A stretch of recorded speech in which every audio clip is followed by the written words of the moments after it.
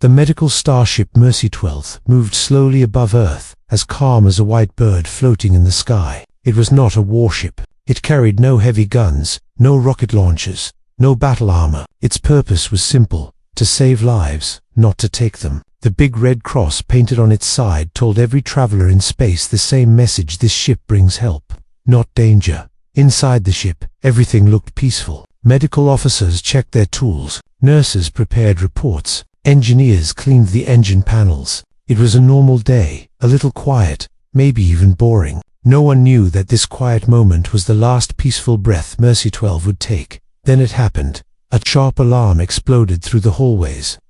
Everyone froze. The alarm was not for system errors, not for fire. It was the radar threat alarm, the one that only activated when something dangerous approached the ship. Captain Rhea Carter rushed to the control bridge. Her boots hit the metal floor hard as she ran. The crew turned to her with tense faces. Something felt wrong, very wrong. "What do we know?" she asked. Officer Malik swallowed hard. "Captain, we have multiple unknown ships heading toward us. Fast." "How fast?" "Faster than any medical ship can run." Captain Rhea stared at the main screen. Small red dots blinked in the darkness of space. At first there were only 3, then 5, then 10 and then the screen filled with 20 red dots, all moving toward Mercy 12. Lieutenant Arya whispered, "Are they pirates? Enemy fleet?" Someone must have made a mistake. But there was no mistake. A sudden energy wave smashed into Mercy 12 before anyone could speak again. The whole ship shook like a leaf in a storm. Lights flickered, screens flashed, and for 2 long, terrifying seconds, everything went black. Total darkness. Silence. Only the sound of people breathing fast and scared filled the room. Then the power returned. Lights blinked on. Systems rebooted. Engines coughed back to life. But something had changed. Officer Malik checked the readings again and his face turned pale. "Captain, they are not attacking Earth. They are not attacking any station. They are coming straight for us." Captain Rhea frowned. Why would they target a medical ship? No one had an answer. A loud boom shook the ship again. The enemy ships were close now, close enough to fire warning shots. Bright trails of burning energy flew past Mercy 12, like angry comets. Lieutenant Arya shouted, "They are locking on us. They are preparing full attack mode." Captain Rhea clenched her jaw. "Activate emergency jump engines. We are leaving this orbit right now." But the control panel sparked. "Jump engines offline," Malik said. They were hit in the first wave.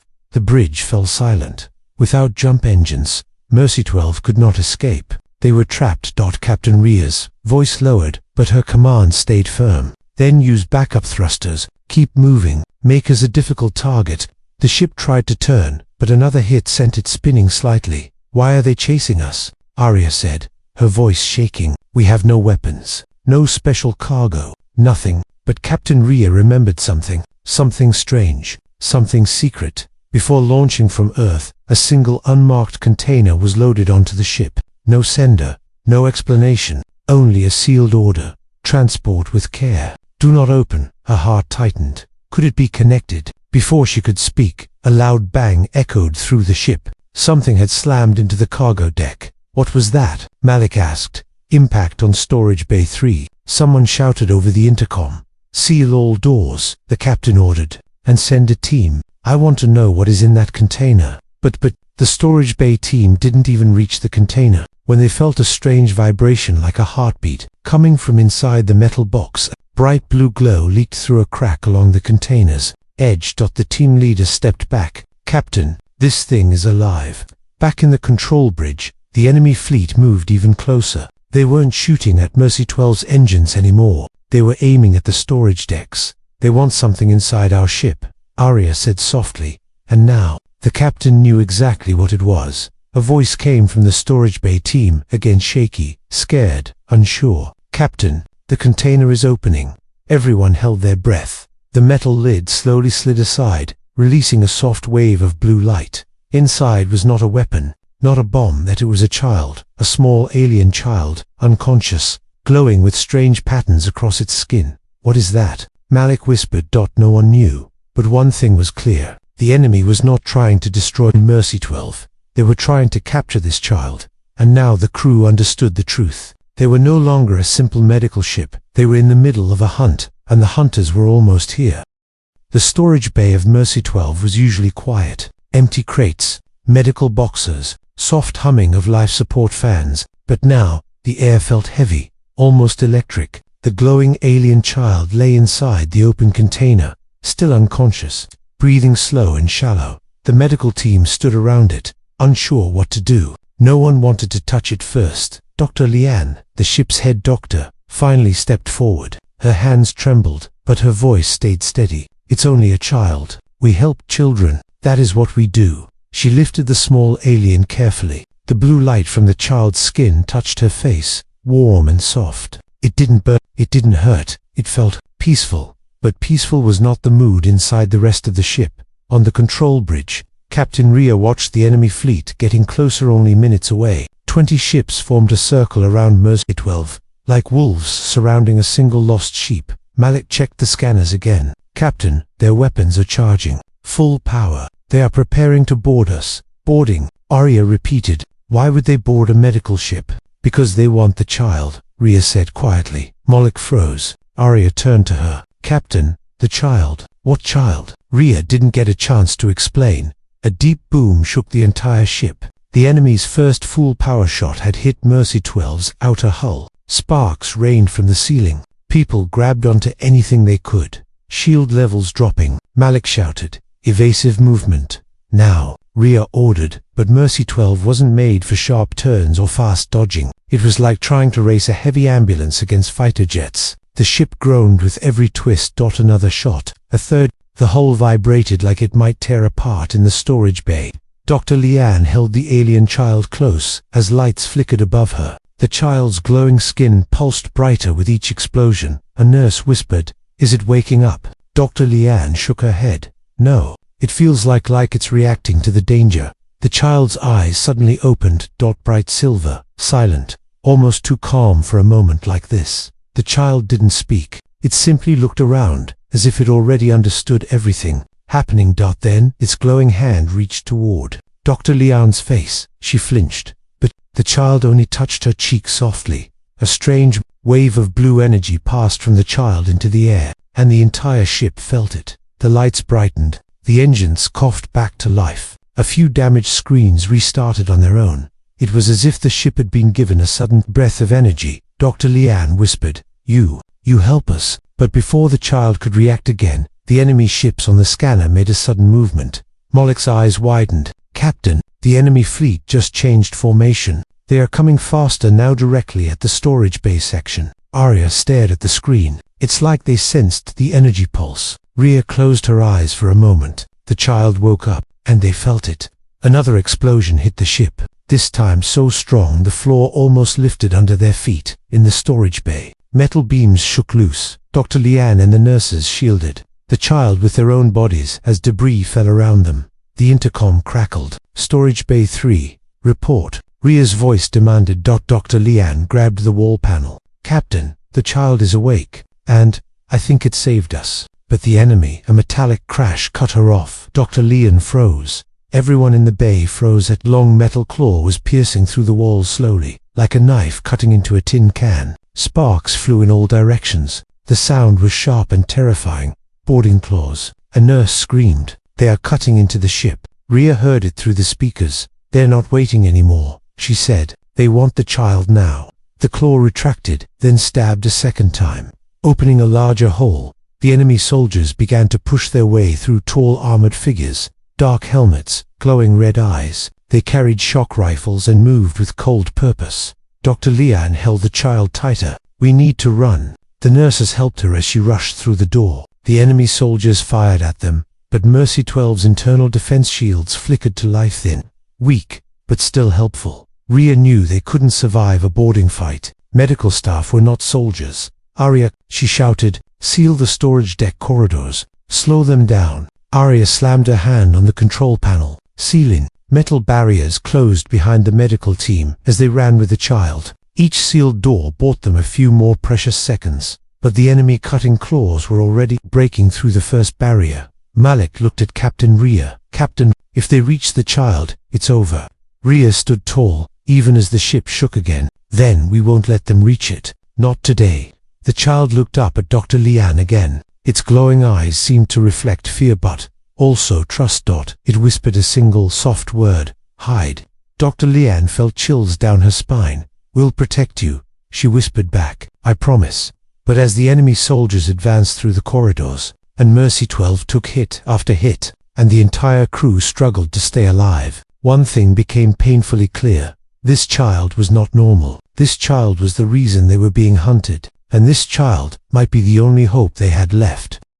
Far away from Mercy 12, inside the lead enemy ship, the commander stood in front of a large hologram. He was tall, covered in dark metallic armor, and his helmet showed only two red glowing eyes. He did not breathe like a human. He did not show emotion. He was trained only for one purpose: capture the child at any cost. His soldiers surrounded him, standing silent as statues. One of the officers bowed. Commander Varek, the child has awakened. We detected a strong energy pulse.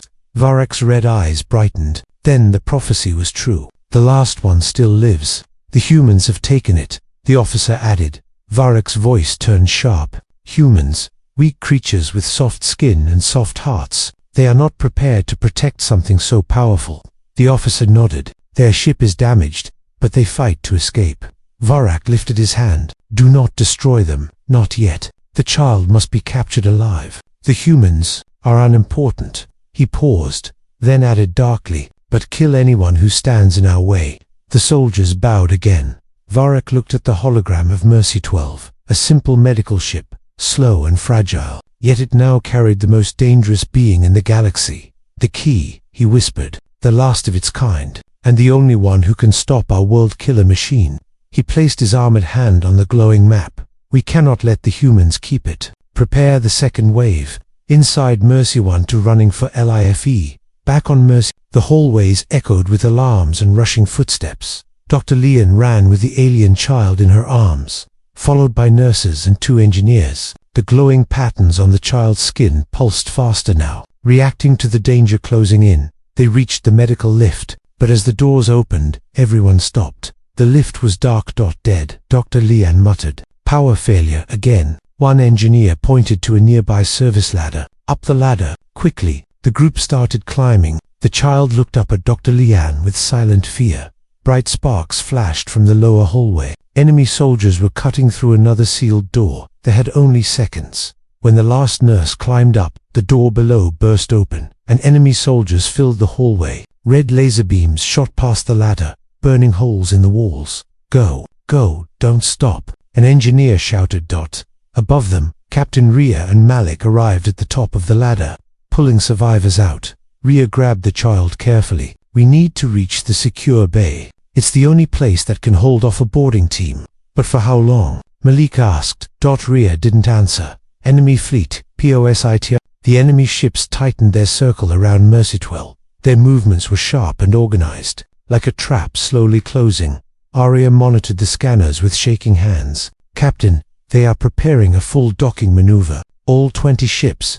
Malik stared. They're going to board us from every side. Arya nodded. They want the child, and they're not going to stop. Rhea held the alien child close. We need to buy time. Malik, divert power from non-essential systems. Give us shield strength for 5 more minutes. 5 minutes only, he asked. That's all we need, she said. We figure out who this child is, and why the enemy wants him.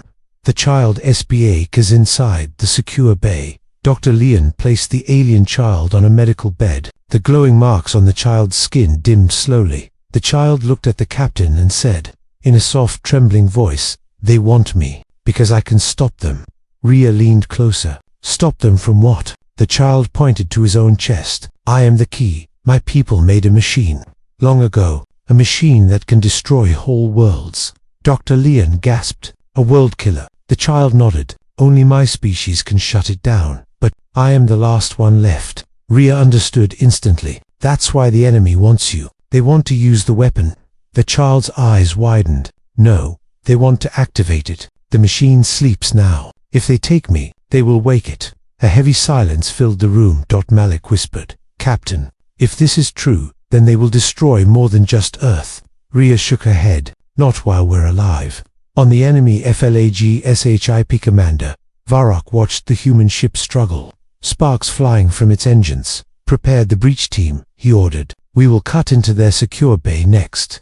His officer hesitated. "Commander, humans are fighting harder than expected. They are protecting the child."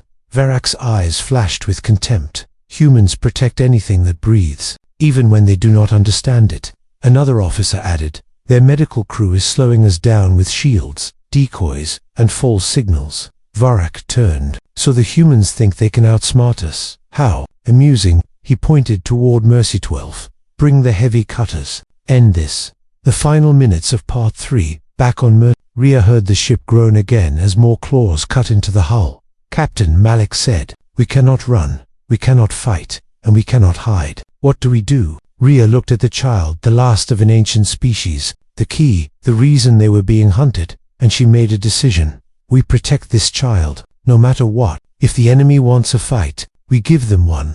The child looked up at her and whispered, "They will not stop." Rhea held the child's hand. "Then neither will we." Outside, enemy boarding claws locked onto the secure bay. Inside, humans prepared for their most desperate stand ever. The battle for the child, and possibly the fate of many worlds, was just beginning. The secure bay of Mercy 12 was built to protect medical equipment during emergencies, not to stop an alien army. But right now, it was the only safe place left on the ship. The metal wall shook again and again as enemy boarding claws scraped deeper into the hull. Captain Rhea stood in front of the medical staff and engineers. Many were scared, some were shaking, but all of them were ready to do anything to protect the child. Rhea spoke firmly. "Listen, we cannot outrun them, we cannot overpower them, but we can outsmart them. Humans always find a way." The crew nodded, trying to gather strength. Malik checked the scanners. "Captain, they are preparing heavy cutters for the secure bay doors." "How long do we have?" she asked. "Maybe for minutes," he said. "Then we use those for minutes." "Well, the plan BG and Rhea pointed at the engineering team. "You three, with me, we're going to turn every medical drone into a defense drone." Jox, the chief engineer, widened his eyes. "Captain, these drones are for carrying medicine and bandages. They can't fight." Rhea gave a small smile. "Then we teach them how to."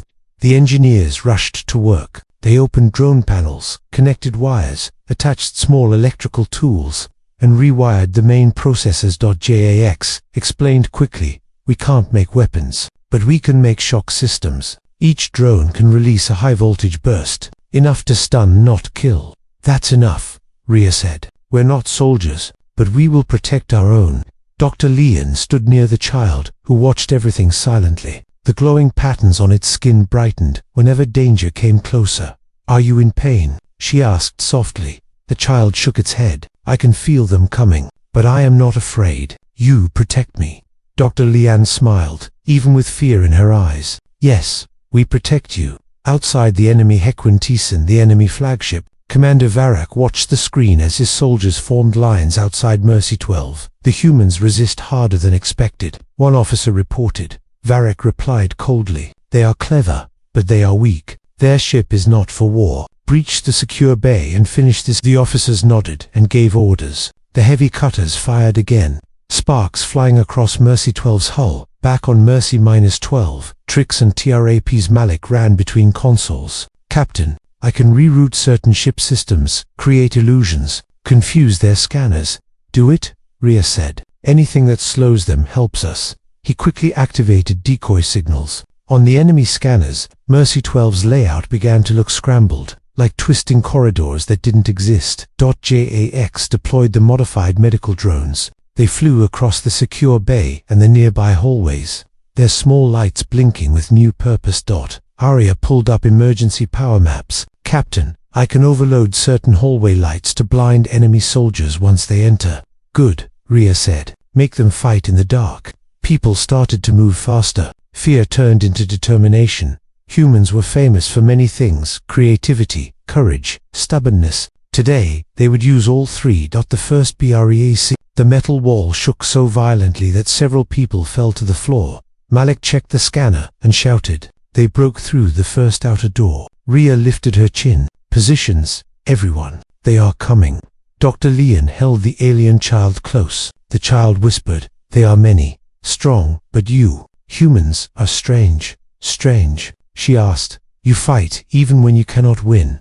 Dr. Leon smiled faintly. That's what makes us human. The enemy ENTRS, the secure bay hallway exploded inward. Metal pieces flew across the floor. From the smoke, the enemy soldiers marched in, tall armored figures holding shock rifles. Their red eyes scanned the room. One soldier spoke through a robotic voice filter. Surrender the key. You will be spared. Rhea stepped forward, fearless. Over my dead body. The soldier raised his weapon. Before he could fire, 3 medical drones shot forward. Their small bodies buzzed loudly. BZZZT. They released electric bursts on the soldier's armor. Sparks jumped across the metal surface. The soldier jerked violently and collapsed. The crew cheered, but more soldiers stepped through the smoke. 8, 10, 12. They fired red beams that burned holes in the walls. The crew took cover behind medical beds and heavy equipment. Aria overloaded the hallway lights. Flash, blinding white light filled the corridor.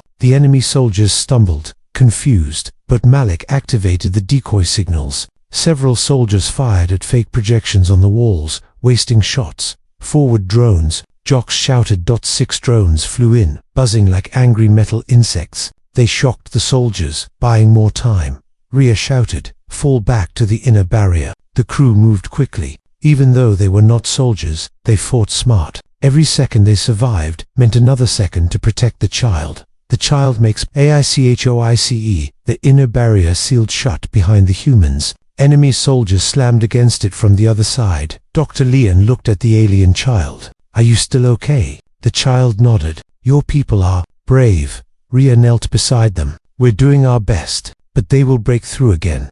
The child placed its small glowing hand on the inner barrier door. A soft hum filled the air. What are you doing? Rhea asked. The child answered in a calm voice. Helping you, like you helped me. A blue wave of energy flowed into the door, reinforcing it, making it stronger than any human metal. Malek stared. Captain, that energy, it's healing the ship. A heavy silence fell. For the first time, the humans realized the child wasn't only someone they needed to protect. The child could also protect them. The end of Part 4. Outside, the enemy commander saw the boarding progress slow down. Varak growled. Why are humans resisting like trained warriors? His officer answered, because, Commander, they are fighting for the child. Varak's eyes glowed brighter. Then we crushed their spirit next. Inside Mercy 12, Rhea looked at her exhausted crew. We held them off, she said, but they will come again. Stronger. Dr. Leanne whispered to the child. We won this round. Thanks to you. The child replied softly. Humans are strange, but good. Rhea smiled. Tired, but determined. Get ready, everyone. The real fight starts now. The inner barrier of Mercy 12 shimmered with a soft blue light. The alien child's energy was holding the metal together like invisible hands, buying the crew just a few more precious moments against the enemy soldiers outside. They stood around the barrier, breathing hard, their bodies trembling from a mix of fear and sheer exhaustion. But they had survived. For now. Captain Rhea looked at her people. Their medical uniforms were smeared with soot. Some had minor burns, others had cuts on their arms, but no one complained. They had fought like a unified team, like warriors even, though none of them were trained for combat. Rhea turned to Dr. Leon. How's the child? The doctor checked on the small, glowing figure. The child sat quietly on the medical bed, his shoulders rising and falling with slow, deliberate breaths. He's tired, Dr. Leanne said. Using that much energy is draining him. The child opened his eyes. I will be fine, but they will attack again soon. Rhea nodded grimly. We know. Suddenly, Malik shouted from a console. Captain, you need to see this now. She walked over to the screen. Malik had zoomed in on Mercy 12's power grid, where one section was blinking a bright, insistent red. Is it damage? Rhea asked. No, Malik said slowly, his voice filled with disbelief. It's the child. His energy didn't just reinforce the door. It moved through the entire system. He touched the ship. He changed it. Rhea stared, uncomprehending. Changed it? How? Malik swallowed hard. Our engine core is healing, like it's alive. Rhea turned back, toward the child. You can fix ships. The child shook his head gently. No, I can only give life energy. Your ship accepted it, Dr. Leanne whispered. Amazing. But Rhea noticed something else. The child's glowing patterns were dimmer now, much dimmer. How much energy do you have left? She asked quietly. The child hesitated. Enough. If I don't use too much. Rhea's frown deepened. You're lying. The child lowered his eyes. I don't want you to worry. Dr. Leon knelt beside him. Child, we can't protect you if we don't know the truth. The child took a slow breath and finally spoke. My name is Kael, he said softly. My people, the Lemurians. We created a machine long ago. A terrible machine. Everyone leaned in closer, captivated. Kael continued. The World Killer. A giant engine that destroys entire planets in seconds. It was made as a weapon to stop wars. But instead, it only made them worse. He touched his glowing chest. Only my kind can control it. Only my kind can stop it. But we were hunted because of this. Dr. Leanne felt a chill run down her spine. You're the last one. Kael nodded. Yes, my people are gone. The room fell silent. Even the ship's alarms seemed too quiet for a moment. Rhea felt a heavy weight settle in her chest. Why did the enemy kill the others? Kael's voice trembled. They want the weapon, but they cannot use it alone. They need me to wake it, Malik whispered. So if they capture you, it's over. Kael nodded. They will destroy worlds. Many worlds. Arya clenched her fists. And they think a medical ship full of untrained humans will just hand you over. Dr. Leanne gently placed her hand on Kael's shoulder. We won't. Not ever. Kael looked at all of them, his expression full of confusion. Why? I am not human. I am not part of your crew. You risk your lives. For me. Rhea sat down next to him. Because you're a child. Because you didn't ask for this. And because humans don't abandon innocent lives. Kael's eyes softened. Your hearts are stronger than your weapons. Rhea managed a faint smile. We don't have weapons. Exactly, Kael whispered. Yet you still fight. Meanwhile, on the enemy flagship, Commander Varak watched a hologram of Mersey 12, its hull faintly glowing with that strange blue energy. Strange, he muttered. The ship is recovering. The child is helping them. His officer spoke nervously. Commander, our boarding units report heavy resistance. The humans are... Clever Varak slammed his fist on the console. Enough excuses. Prepare the World Killer beacon. If they try to hide the child again, we activate the beacon and force him to reveal himself. But Commander, the officer protested, the beacon will drain the child's life if he resists. Varak smiled cruelly under his helmet. Perfect. Back on Mersey 12, Malik suddenly gasped. Captain, we're picking up a strange reading from the flagship, some kind of long-range energy pulse. Rhea stiffened. Is it a weapon? Kael's face turned pale. No, it's worse. It's the beacon, the call. It wakes the World Killer machine, and it hurts me. Before anyone could react, Kael grabbed his chest and cried out. The glowing patterns on his skin turned violent, flickering, burning. Dr. Leanne held him quickly. He's overheating. Arya yelled. Shut down the alarms. Create noise blockers. Malik was already typing furiously. On it. Rhea knelt beside Kael. Stay with us. Kael shook, tears forming in his bright silver eyes. Then he won't. We help him. She turned to her crew. We block that signal. We fight it. Even if it's a weapon built for gods, we're humans. And we're stubborn. Everyone rushed to their stations. Kael whispered, why do you help me so much? The ship Mersey 12 felt like a heart under immense pressure. The walls shuddered again and again as enemy cutters hammered against the outer hull. Sparks rained down from dangling wires, and the air was thick with the smell of hot metal. But in the command center, Captain Rhea stood unwavering.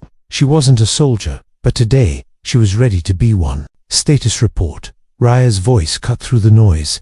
Malik slid across his console, his fingers flying. Outer hull breach in 20 seconds. They're drilling through the next barrier now. Arya snapped her tactical goggles on. If they get through that one, they'll reach the medical deck. That's where Kael is. Rhea turned to Dr. Leanne, her face tense. Is Kael stable? Dr. Leanne's voice was filled with worry. He's trying, Captain, but the beacon's signal is still hurting him. If it gets any stronger, he might not survive. Just then, from a medical bed across the room, Kael's glowing eyes fluttered open. I can fight, he whispered. Let me stand. Rhea rushed to his side. Kael, you barely survived the last wave. Don't push yourself. But it was too late. Kael slowly floated off the bed, a dim but steady light swirling around him. His small face looked older, filled with a sudden wisdom.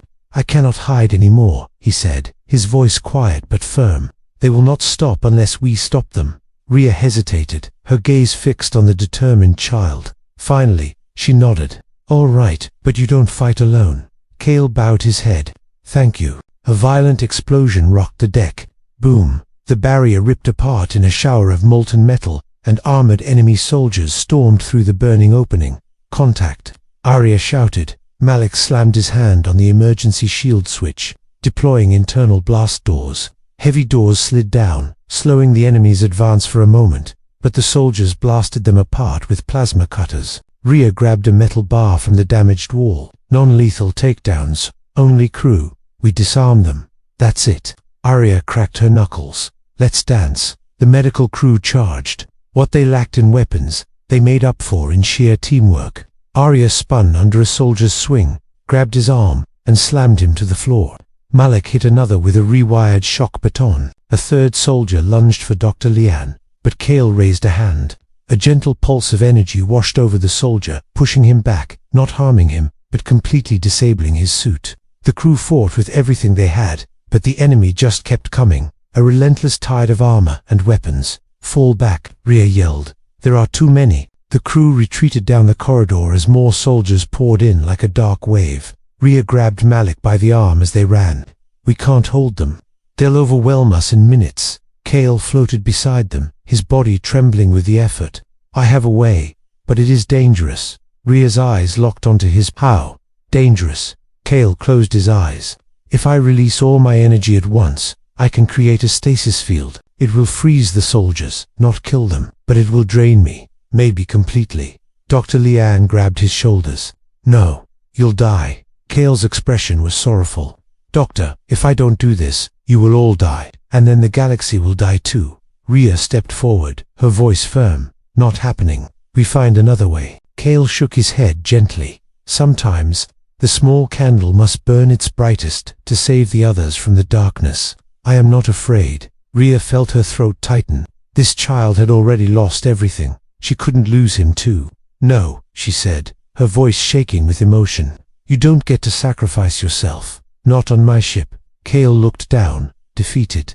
"Then what do we do?" Suddenly, Malik shouted, "Captain, the engine core is fully healed. It's glowing like Kael." Everyone turned. The engine's rhythmic pulses were no longer white, but a brilliant Lumerian blue. Rhea stared in disbelief. "What does that mean?" Kael whispered, a glimmer of hope in his voice. "It means, your ship accepted my energy. It is part Lumerian now. Maybe, it can do what I can do." Malik's eyes widened. "Captain, we can sync Kael's energy with the ship. The ship could release the pulse instead of him."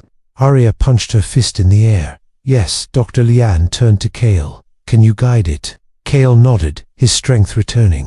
"Yes, I will still feel the strain, but it's much safer." Rhea placed a hand on his shoulder. "Good. We move now." The crew raced to the engine room. The blue-lit core pulsed like a living star, humming with a warm, comforting light. Kael floated towards it. "It feels like, my people, like home," Dr. Lian whispered. "Then it will protect you." Kael touched the core. A burst of blue light shot through the entire ship. The lights changed from harsh white to a soft, serene azure. The very metal of the walls seemed to glow with gentle patterns. Kael's energy and the ship had become one. Malik yelled, "Pulse building, 30 seconds to full charge." Rhea looked at the door. "Hold them back until it fires." The enemy soldiers stormed the hallway, unleashing a barrage of plasma bolts. Sparks flew everywhere. Arya threw medical trays like frisbees. Malik slid under a soldier and shocked him into submission. Dr. Lian shielded Kael with her own body. The pulse meter climbed. 70%, 80%, 90%. But suddenly the ship shook violently. Malik screamed, "Captain, the enemy fleet is charging a heavy cannon. They're going to destroy us." Rhea's heart pounded in her chest. One hit from that cannon would break the ship before the pulse could be released. She looked at Kael. He met her gaze, his own eyes calm. "Captain, trust me." The pulse meter climbed 95%, 97%, 99%. Kael's eyes glowed with blinding intensity. "Now," he shouted. The entire Mercitwelth exploded with blue light, not as a destructive blast, but as a silent, beautiful wave of stillness. The energy swept through the corridors, washing over every enemy soldier. One by one, they froze in place, alive but immobilized, like statues of polished metal. Outside, The enemy cannon's charging light flickered, sputtered, and then shut down. The entire enemy fleet went dark and silent. On the floor of the engine room, Kael collapsed. Dr. Leon rushed forward. Kael, the ship Mercy 12 felt like a heart under unbearable pressure. The walls shuddered as enemy cutters slammed into the outer hull again and again. Sparks rained from dangling wires, and the air was thick with the smell of hot metal. But inside the command center, Captain Rhea stood unshaken. She wasn't a soldier, but today she felt like one. Status, Rhea demanded, her voice cutting through the chaos. Malik slid across his console, his fingers flying. Outer hull breach in 20 seconds. They're drilling through the next barrier. Arya snapped her tactical goggles on. If they break through that one, they'll reach the medical deck. That's where Kael is. Rhea's gaze shot to Dr. Lian. Is Kael stable? Dr. Lian's face was etched with worry. He's trying, but the beacon signal is still hurting him. If it gets stronger, he may not survive. As if on cue, Kael, lying on a medical bed, opened his glowing eyes. I can fight. Let me stand. Rhea rushed to his side. Kael, you barely survived the last wave. Don't push. But Kael slowly floated off the bed, a dim but steady light swirling around him. His small face seemed older, burdened with a wisdom beyond his years. I cannot hide anymore, Kael whispered. They will not stop unless we stop them. Rhea hesitated, her mind racing. Then she gave a firm nod. All right, but you don't fight alone. Kael bowed his head. Thank you. Suddenly, a violent explosion ripped through the deck. Boom. Metal shrapnel flew like sharp rain as the barrier was torn apart. Armored enemy soldiers stormed through the burning opening. Contact, Arya shouted. Malik slammed the emergency shield switch, deploying internal blast doors. Heavy doors slid down, momentarily slowing the enemy's relentless advance. But it wasn't enough. The soldiers blasted them apart with plasma cutters. Rhea grabbed a metal bar from the damaged wall. Non-lethal crew, we only disarm. Arya cracked her knuckles, a grim smile on her face. Let's go. The medical crew charged forward. What they lacked in weapons, they made up for with sheer grit and teamwork. Arya spun under a soldier's swing, grabbing his arm and slamming him to the floor. Malik hit another with a shock baton he'd rewired himself. A third soldier tried to grab Dr. Leon, but Kael raised his hand. A gentle pulse of energy pushed the soldier back, not killing him, but disabling him completely. The crew fought with everything they had, but the enemy just kept coming. A dark, unstoppable wave. Rhea yelled, "Fall back, there are too many of them." The crew retreated down the corridor as more soldiers poured in. Rhea grabbed Malik by the arm. "We can't hold them, they'll overwhelm us in minutes." Kael floated beside them, his small body trembling from the effort. "I have a way, but it is dangerous." Rhea asked, "How dangerous?" Kael closed his eyes. "If I release all my energy at once, I can freeze the soldiers, not kill them, but it will drain me, maybe completely." Dr. Lian grabbed his shoulders, her voice pleading, "No, you'll die." Kael looked at her with a profound sadness. "Doctor, if I don't do this, you will all die, and then the galaxy will die too." Rhea stepped forward, her voice firm. "Not happening. We find another way." Kael shook his head gently. "Sometimes, the small candle must burn its brightest to save others. I am not afraid." Rhea felt her throat tighten. This child had already lost everything. She couldn't lose him too. "No," she said. "You don't get to sacrifice yourself. Not on my ship." Kael looked down. "Then what do we do?" Suddenly, Moloch yelled, "Captain, the engine core is fully healed. It's glowing like Kael." Everyone turned. The engine's pulses were now a brilliant Lumerian blue. Rhea stared in disbelief. "What does that mean?" Kael whispered, a glimmer of hope in his voice. "It means your ship accepted my energy. It is part Lumerian now. Maybe it can do what I can do." Moloch's eyes widened in realization. "Captain, we can sync Kael's energy with the ship. The ship could release the pulse instead of Kael." Arya punched her fist into the air. "Yes." Dr. Lian turned to Kael. "Can you guide it?" Kael nodded. "Yes, I will still feel the pain, but less. It is safer." Rhea placed a hand on his shoulder. "Good, we move now." The crew raced to the engine room. The blue-lit core pulsed like a living star, humming with a warm, comforting light. Kael floated toward it. "It feels like my people, like home," Dr. Lian whispered. "Then it will protect you." Kael touched the core. A burst of blue light shot through the entire ship. The lights changed from sterile white to a soft azure. The very metal of the walls glowed with gentle patterns. Kael's energy in the ship had become one. Malik yelled, "Pulse building. 30 seconds to full charge." Rhea looked at the doorway. "Hold them back until it fires." The soldiers stormed the hallway, firing plasma bolts that sparked everywhere. Arya threw medical trays like frisbees. Malik slid under a soldier and shocked him. Dr. Liane shielded Kael with her own body. The pulse meter hit 70%, 80%, 90%. But then the ship shook violently. Malik screamed, "Captain, enemy fleet is charging a heavy cannon. They're preparing to destroy us." Rhea's heart pounded. One hit from that cannon would shatter the ship before the pulse could release. She looked at Kael. He whispered, his voice calm, "Captain, trust me." The pulse meter climbed 95%, 97%, 99%. Kael's eyes glowed with blinding light. "Now," he shouted. The entire Mercy 12 exploded with blue light, not as a blast, but as a silent wave of stillness. The energy swept through the corridors, touching every single enemy soldier. One by one, they froze in place, alive but immobilized, like statues of polished metal. Outside, the enemy cannons' charging light flickered, sputtered, and went dark. The entire enemy fleet went silent. Back in the engine room, Kael collapsed to the floor. Dr. Liane rushed forward. "Kael, stay with me." His voice was weak. "Did it work?" Rhea knelt beside him, a tear tracing a path down her cheek.